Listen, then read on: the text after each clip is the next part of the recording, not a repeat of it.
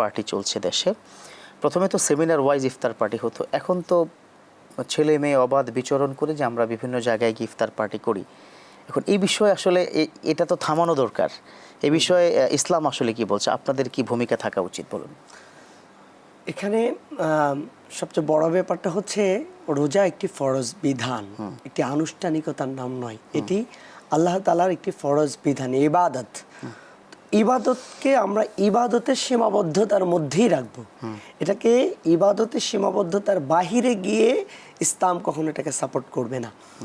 আর নারী পুরুষ মিলে আমরা যে ইফতার পার্টি দেখি, বিভিন্ন সোসাইটি করে, বিভিন্ন সংগঠন করে, অনেক স্কুল কলেজ ভার্সিটিতে দেখা যাচ্ছে।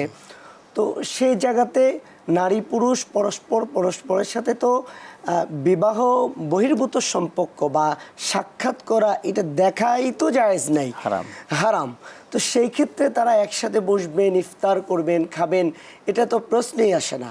আর এই জায়গাগুলো থেকে আমাদের দায়িত্ব হচ্ছে যে প্রত্যেক মুমিন হিসাবে প্রত্যেক জায়গা থেকে কথা বলা এবং প্রতিবাদ করা, এই আনুষ্ঠানিকতার বিরুদ্ধে যেন একটি অবস্থান নেওয়া যায়, সবার জায়গা থেকে এটা বন্ধ করার ব্যবস্থা।